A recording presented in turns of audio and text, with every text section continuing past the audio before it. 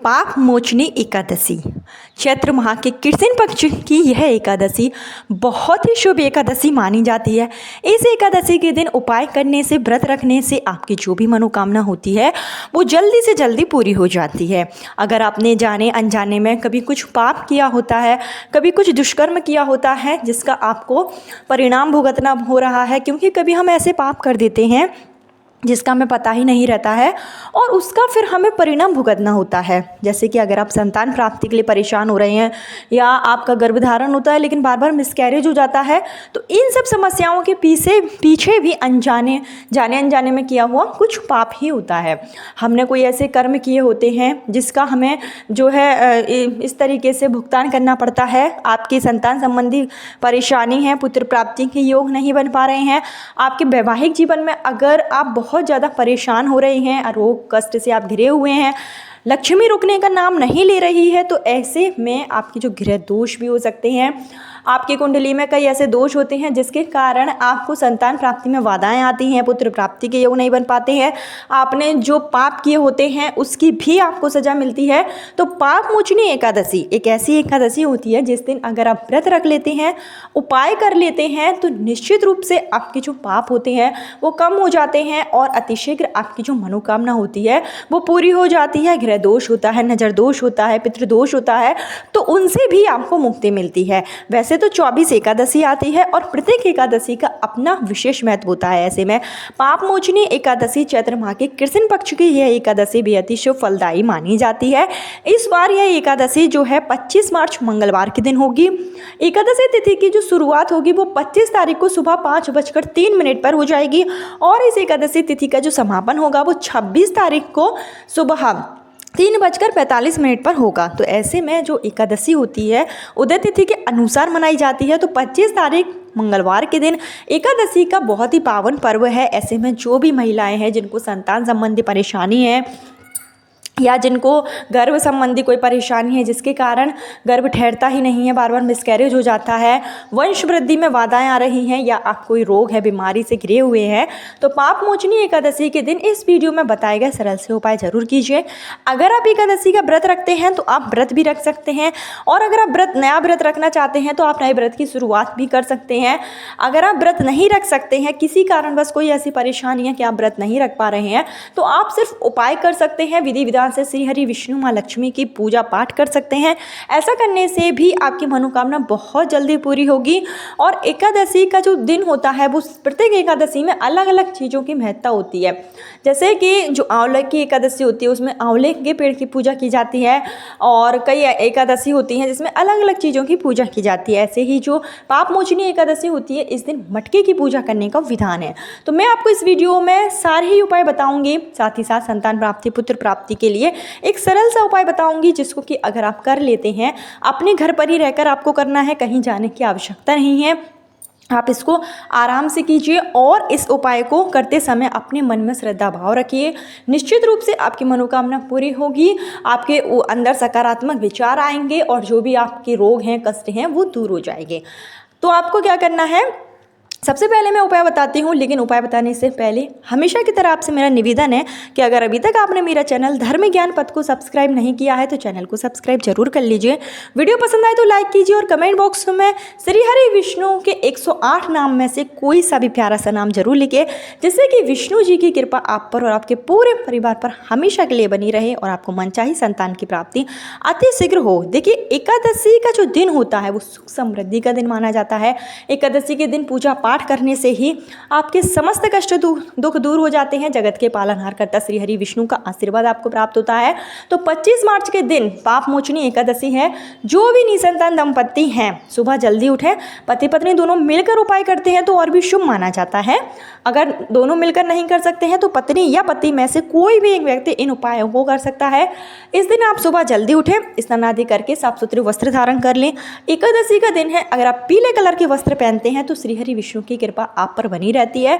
इसके साथ ही आप अपने घर के पूजा स्थल में श्री हरि विष्णु की आपके पास फ़ोटो है, तस्वीर है, मूर्ति है, या फिर लड्डू गोपाल की मूर्ति है, श्री कृष्ण की मूर्ति है, विष्णु भगवान का ही स्वरूप होना चाहिए, तो उनकी आप विधि पूर्वक पूजा पाठ करें। और इस दिन तुलसी की भी विशेष महत्ता है। एकादशी के दिन तुलसी के पत्ते तोड़े नहीं जाते हैं, लेकिन तुलसी की जो पूजा है वो की जाती है, तुलसी के पत्तों का उपाय किया जाता है। तो तुलसी के पत्ते आप एक दिन पहले ही तोड़ लें, और साथ ही साथ आप अपने घर के पूजा स्थल में एक चौकी रखें, उस पर आप पीले कलर का या लाल कलर का आसन बिछाएं, श्री हरि विष्णु की तस्वीर रखें, लड्डू गोपाल की मूर्ति रखें, माँ लक्ष्मी की फ़ोटो रखें, और विधि पूर्वक आप जो है गंगा जल से पहले अभिषेक कराएं, पंचामृत से अभिषेक कराएं, विष्णु भगवान को आप पीले फूलों से श्रृंगार करें, चंदन से आप श्रृंगार करें।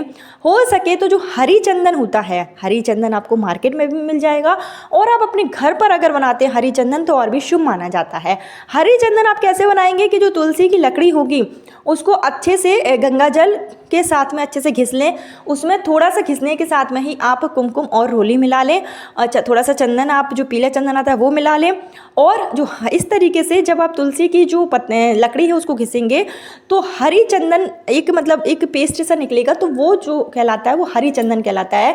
उसको अगर आप विष्णु भगवान के माथे पर लगाएंगे तो आपकी समस्त कामनाएं पूरी हो जाती हैं। एकादशी के दिन हरी चंदन लगाने से समस्त पापों से आपको मुक्ति मिलती है। यह उपाय आप कर सकते हैं। माखन मिश्री का भोग जरूर लगाएं। विष्णु भगवान को आप जो आटे की पंजीरी होती है उसका भोग लगा सकते हैं, और आप विष्णु सहस्त्र नाम का पाठ कर सकते हैं। देसी घी का दीपक प्रज्वलित करें। अगर आप हवन कर सकते हैं तो इस दिन हवन जरूर करिए। एक आप मिट्टी का मटका भरें, उसमें थोड़ा सा आप चावल भर के, और उसके ऊपर थोड़ा मतलब कुछ भी आप कलश जिस तरीके से स्थापित करते हैं, नारियल रखकर मौली का धागा नारियल में बांधें, और उस मिट्टी के घड़े के ऊपर नारियल रखकर इस तरीके से आप कलश स्थापित करें। और आप अगर इस दिन नया घड़ा लाकर भी अपने घर में पानी भरते हैं तो इससे आपको पितरों का आशीर्वाद प्राप्त होता है। इस तरीके से आप कर सकते हैं। और इसके साथ ही आप श्री हरि विष्णु के मंत्रों का जाप जरूर करें, विष्णु सहस्त्र नाम का पाठ करें, जिसमें विष्णु भगवान के 108 नाम का उल्लेख मिलता है। संतान प्राप्ति के लिए अगर आप उपाय कर रहे हैं, पुत्र प्राप्ति के लिए कर रहे हैं, तो आप संतान गोपाल मंत्र का 11 बार 21 बार जाप जरूर करें। हवन कर सकते हैं तो छोटा सा आप हवन कुंड मतलब अपने घर में जिस तरीके से आप हवन करते हैं हवन जरूर करें। हवन की सामग्री के साथ में विष्णु भगवान के 108 नाम के साथ में आप आहुति दे सकते हैं, नवग्रह के साथ में आप आहुति दे सकते हैं।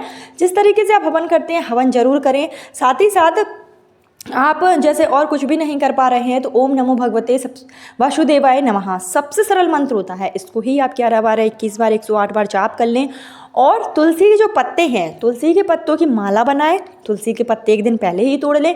तुलसी के पत्तों की माला बनाकर अगर आप लड्डू गोपाल को, श्री हरि विष्णु को अगर आप पहनाते हैं अपनी मनोकामना के साथ में, तो निश्चित रूप से संतान संबंधी जो भी परेशानी होती है, पुत्र प्राप्ति के योग नहीं बन पा रहे हैं, वो दूर हो जाती है। वंश की वृद्धि निश्चित रूप से होती है। तुलसी के माला जो होती है, तुलसी के पत्ते श्री हरि विष्णु को बेहद ही पसंद है, तो तुलसी के पत्तों की माला आप जरूर बनाएं और पहनाएं। तुलसी के 31 पत्ते आप ऐसे ही जो है विष्णु भगवान को चढ़ा सकते हैं। विष्णु सहस्त्र नाम का अगर आप पाठ करेंगे तो तुलसी के 108 पत्ते ले लें।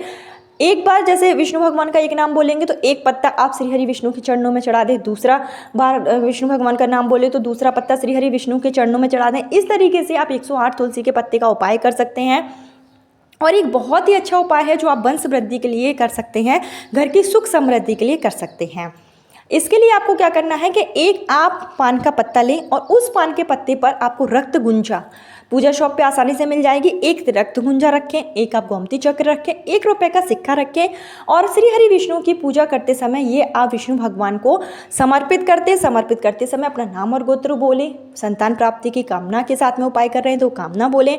विष्णु भगवान से झोली फैलाकर विनती करें कि मेरी शादी को काफ़ी समय हो गया है और मुझे मातृत्व का सुख प्राप्त नहीं हुआ है, अपनी कृपा हम पर बनाए रखें, हमारी मनोकामना पूरी करें। इस तरीके से बोलकर आप यह पान का पत्ता श्री हरि विष्णु के चरणों में चढ़ा दें।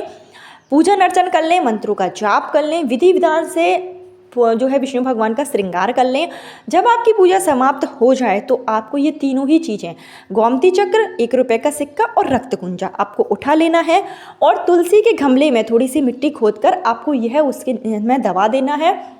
उसके ऊपर से आप मिट्टी अच्छे से दबा दीजिए और इसके बाद आप जो है तुलसी माता का पूजन जरूर करें। एकादशी के दिन तुलसी माता का पूजन करने से भी लक्ष्मी माता की कृपा आप पर होती है, सुख समृद्धि प्राप्त होती है, जो कामना के साथ में उपाय कर रहे हैं वो कामना पूरी हो जाती है।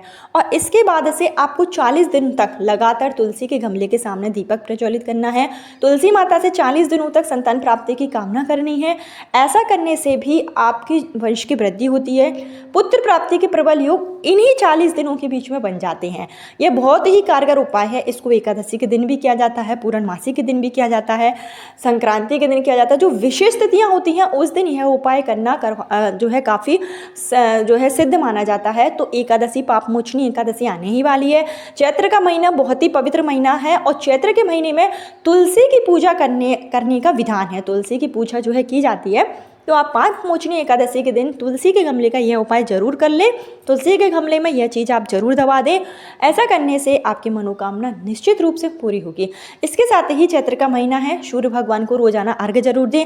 सूर्य भगवान को अर्घ्य देंगे तो पुत्र प्राप्ति की कामना आपको सूर्य भगवान के से बोलनी है। और सूर्य भगवान को अर्घ्य देते समय लोटे में जब आप जल भरें उसमें थोड़ा सा घी जरूर मिलाएं। सूर्य भगवान को घी मिश्रित जल से अगर आप अर्घ देते हैं तो इससे वंश की वृद्धि होती है। आपके ऊपर अगर पितृदोष होता है, किसी भी तरीके का ग्रह दोष होता है जिसके कारण संतान प्राप्ति में बाधाएं आ रही होती हैं तो वो बाधाएं दूर हो जाती हैं, पितृ प्रसन्न होते हैं, सूर्य भगवान का आशीर्वाद प्राप्त होता है। तो ये उपाय भी आप जरूर कर लें। रोजाना सूर्य भगवान को अर्घ दें, उसमें 1 चम्मच या थोड़ा सा आप घी मिलाकर ही सूर्य भगवान को अर्घ दे सकते हैं। इसके साथ ही एकादशी का दिन है, पीपल के पेड़ में भी जल जरूर चढ़ाएं। पीपल के पेड़ की 7 बार परिक्रमा करें। ओम नमो भगवते वासुदेवाय नमः मंत्र का जाप करें। पीपल के पेड़ में आप एक देसी घी का दीपक प्रज्वलित करें, क्योंकि पीपल का जो पेड़ होता है उसमें श्री हरि विष्णु के साथ में माँ लक्ष्मी का वास होता है। तो इन सब उपायों को आप कर सकते हैं। पीपल के पेड़ की पूजा करने से पितृदोष से भी मुक्ति मिलती है आपको, और जो आपकी कामना होती है वो भी जल्दी से जल्दी पूरी हो जाएगी। तो ये छोटे छोटे उपाय हैं, लेकिन ये बहुत ही कारगर होते हैं अगर आप इनको विशेष तिथियों पर और शुभ मुहूर्त में करते हैं तो आपकी मनोकामना निश्चित रूप से पूरी हो जाती है। आपको बता दें कि जो पापमोचनी एकादशी है ये बहुत ही शुभ नक्षत्र में पड़ रही है। इसमें शिवावास योग के साथ में श्रवण नक्षत्र रहेगा 25 तारीख को। तो इस 25 तारीख को अगर आप उपाय करते हैं तो श्रवण नक्षत्र में किया गया उपाय पूर्ण रूप से कारगर होता है। इसके साथ ही 26 तारीख को द्विपुष्कर नक्षत्र लग जाएगा, तो दोनों ही दिन बहुत ही शुभ है। 25 तारीख को आप उपाय करें, आपकी मनोकामना निश्चित रूप से पूरी होगी। जीवन में चल रही समस्त परेशानियों का अंत होगा, वंश की वृद्धि होगी। कल फिर मिलते हूँ नए वीडियो नए उपाय के साथ। जब तक के लिए हर हर महादेव। ओम नमो भगवते वासुदेवाय नमः।